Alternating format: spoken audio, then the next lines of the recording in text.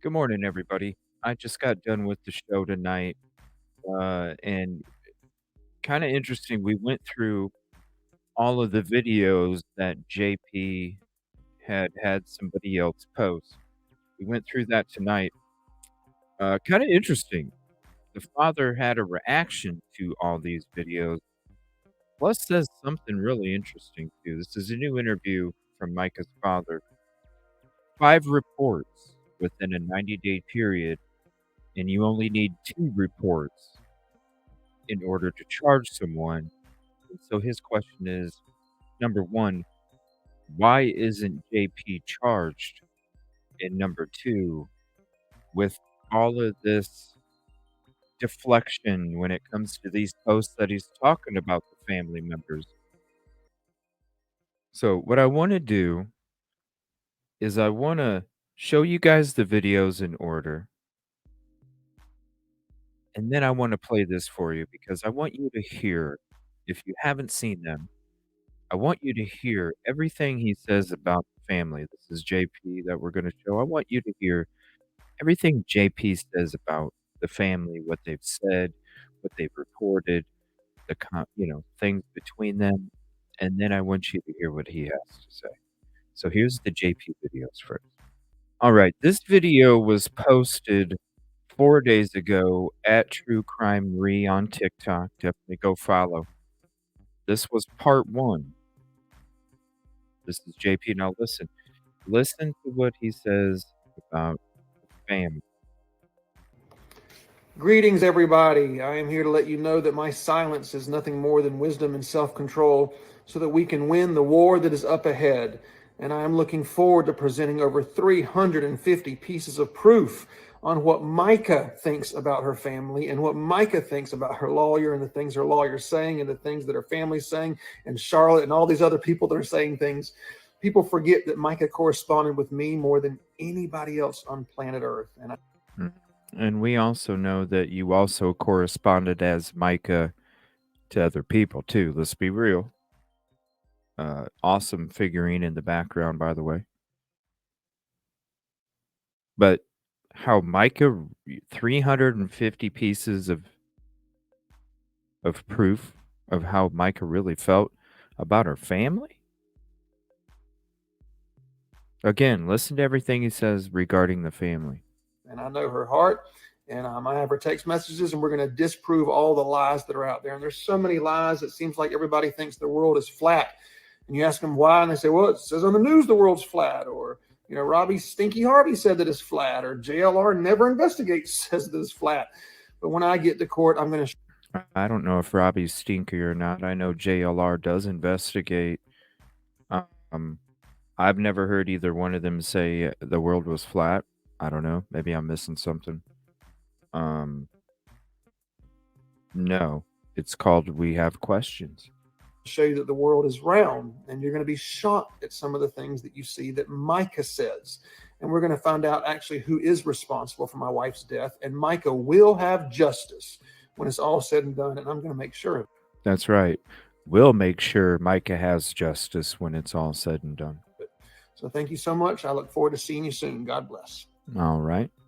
And here's the second video. Trust me, we will make sure Micah has justice. This is part 2. This was uploaded 2 days ago. True Crime Re at TikTok. Be a little bit more lighthearted than normal. The goal is to debunk a different lie every night, and the Francis family has given me a lot to work with, so it's going to take a while.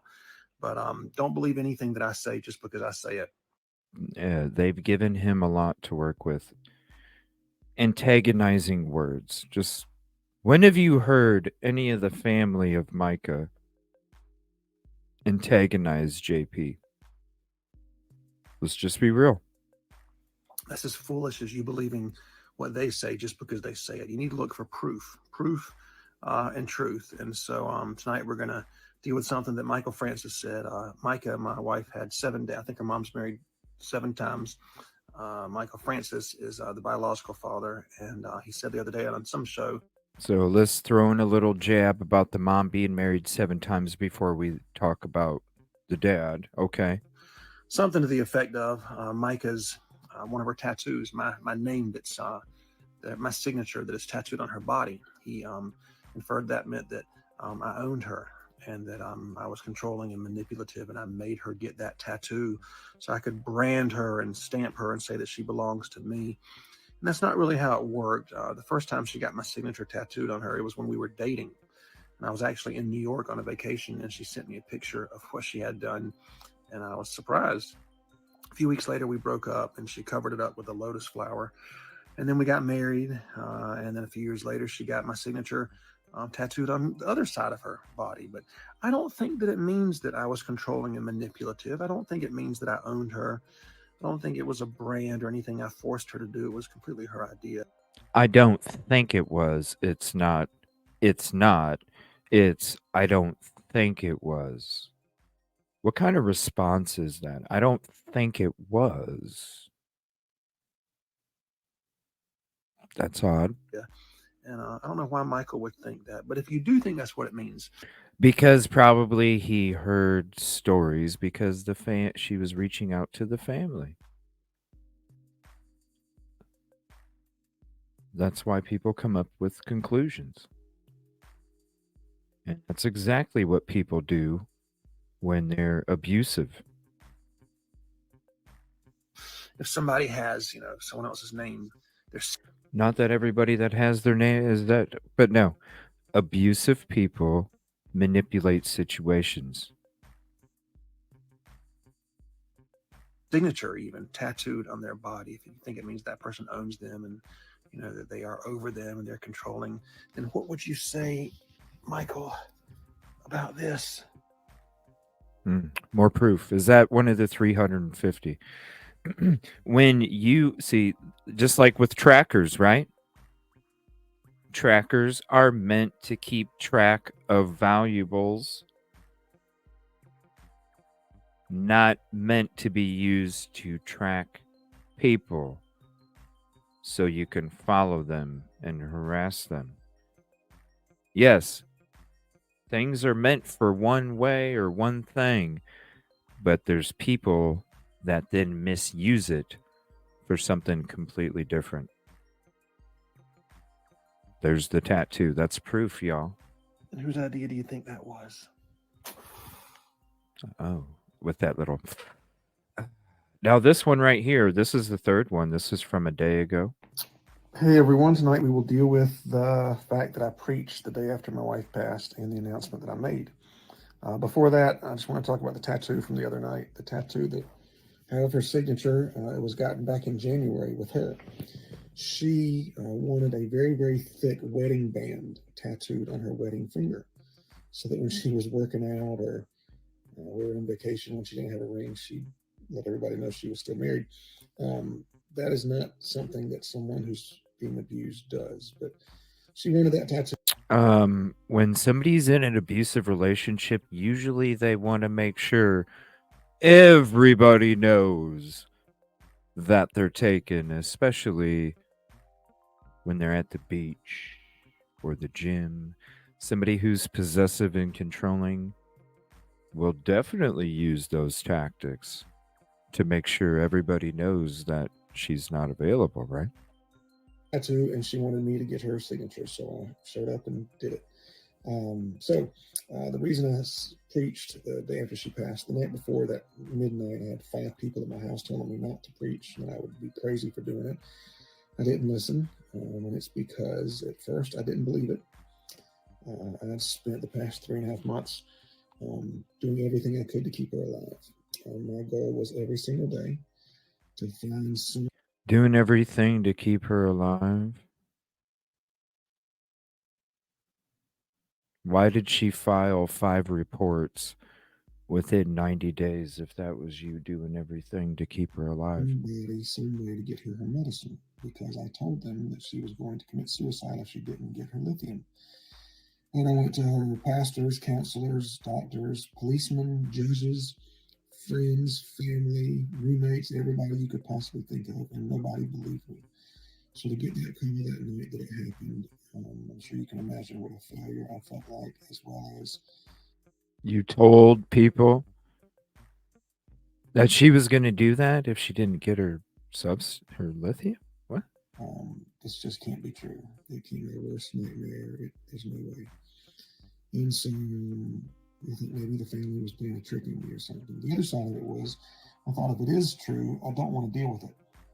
I don't really do anything. I want to just keep living my life as if it never happened.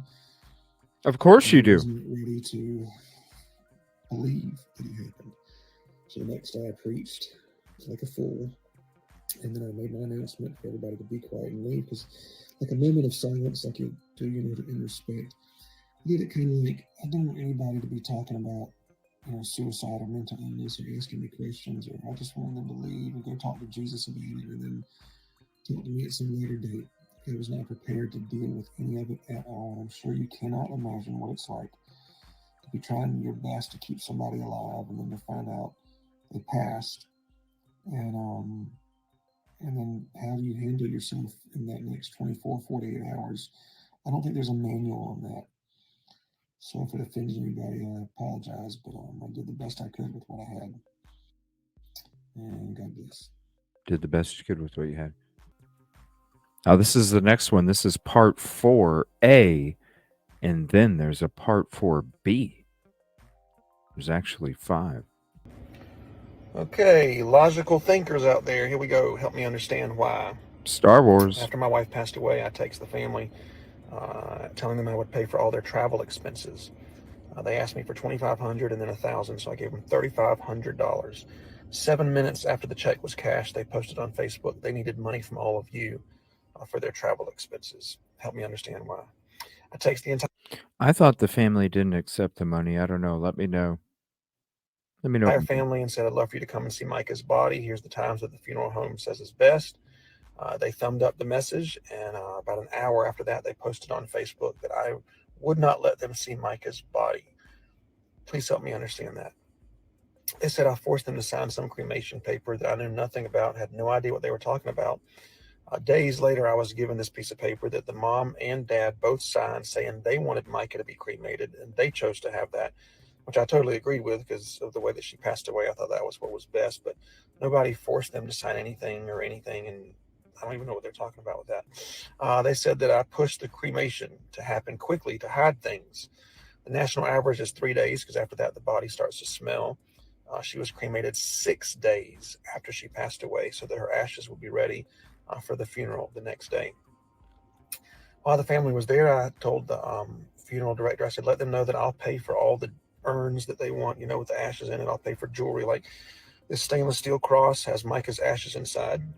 By the way, we're going to go into that in a second because there's something that's just really odd The too. only ashes I have, they have all the rest. The funeral director called me and said the bill's going to be $18,000. I said, why? He said they all picked out 24 karat gold jewelry. So I said, please call them back and let them know that if I'm paying, they got to get the cheap stuff. And it was still well over $10,000, but I didn't mind. If I'm paying, they got to get the cheap stuff. This is your wife, bro. This is your wife, bro. If I'm paying, they got to get the cheap stuff. I'm going to show you something because he's going to show you something. Just wait. Didn't mind because the way you treat people is not based on the people. The way you treat people is based on your own heart. And so if you could help me understand the answers to those questions, I'd appreciate it. Thanks. Wow. And this whole thing was about the family. Like I said about these, listen to what he says about the family. This is part B. I'm going to show you the receipts because he shows them to you, but I'm going to show you zoomed in. I got a question too. Okay, y'all, this is part B, I guess. The family, Francis' family said there were bruises on Micah's body. There were none. I saw her body 4 times. I saw it once in the hospital, 3 times in the funeral home. The hospital that prepared her body for me to see it, the nurse and the medical examiner said there were no bruises, and Robinson County said there were no bruises, and the funeral home who washed her entire body and put her in pajamas for us to see her body. So there were no bruises. So 4 independent parties say no bruises, but then you have the one who wait until days after she's cremated, and there's no proof. They didn't take any pictures. They didn't tell anyone when they supposedly saw it. They wait till later and say, everybody, hey, there's bruises on her body, bruises on her body. Why in the world would we believe that? I literally don't understand the logic behind it. I don't. Because why would the family lie about it, bro? Why would they lie about it? Why would they lie about it? Don't understand it. Because, let's say the Francis family came forward and said there were no bruises on her body. Robinson County said there were no bruises on her body. The medical examiner nurse said there were no bruises on her body. The funeral home said there were no bruises on her body. But then I step up and I said, hey, everybody, I saw bruises. I know I didn't tell you when it happened. I know I didn't take a picture. I know I waited until after she was cremated. But I saw bruises. Wow. What is it with these little sarcastic stabs? Oh my gosh. On her body. Would you believe me? And we're going to show you these zoomed in. I have a question.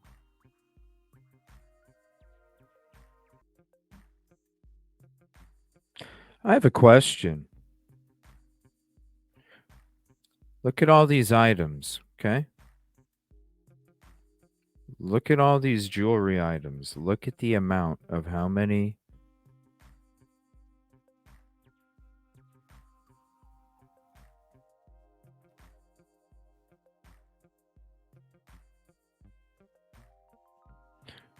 Look at all these items.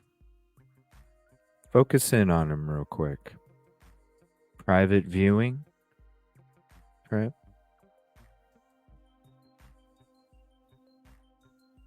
Okay.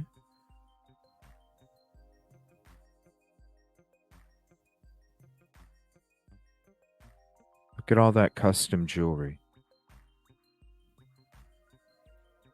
What's edited out right here for $22.50 and $28.95? What's edited out? Also, look. Total 15,000, 13,000, 15,000. But look at this. Due date. This is an invoice, okay? This is an invoice. The due date is the 27th.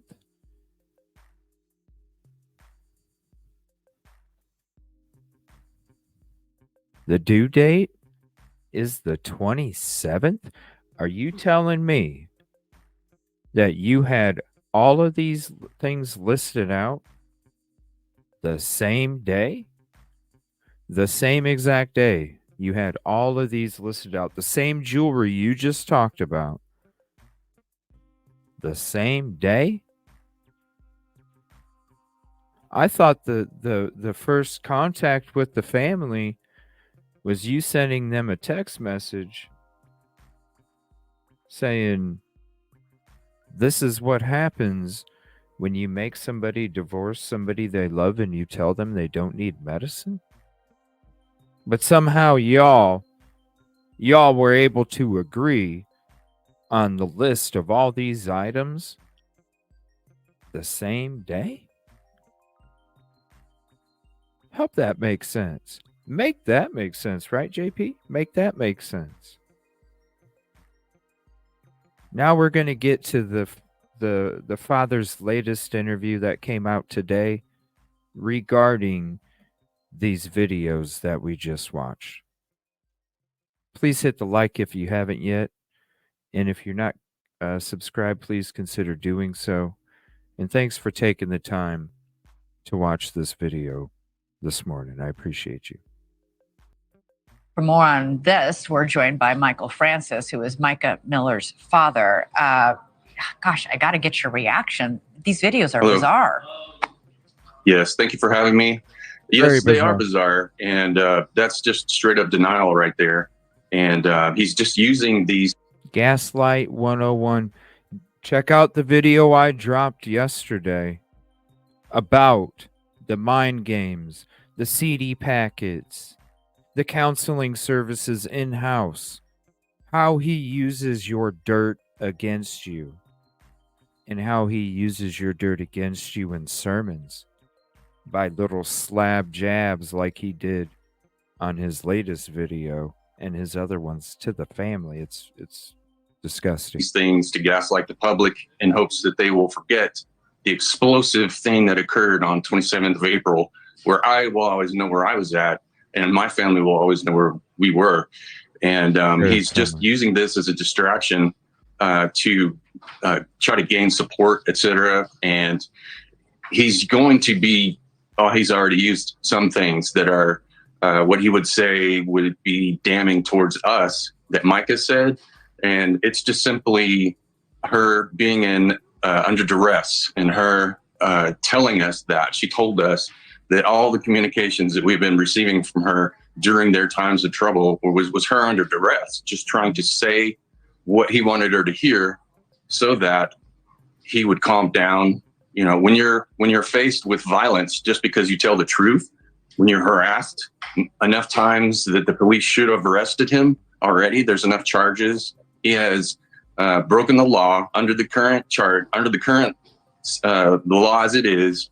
He has harassed her more than 2 times in a 90-day period, and he needs to go to jail right now for that. He needs to be at least charged for it, at least have to deal with that, instead of making silly videos where he thinks some hero images and stuff will be a good idea, because Jesus is the only hero. Yeah, Micah went to the police and filed a police report, a police complaint about his aggressive and abusive behavior toward her. 5 police reports. 5 police reports. So there is ample evidence. Not charged. Right. 5 times. 5 reports in 90 days, and it only takes 2 in the state of South Carolina. Why is JP not charged?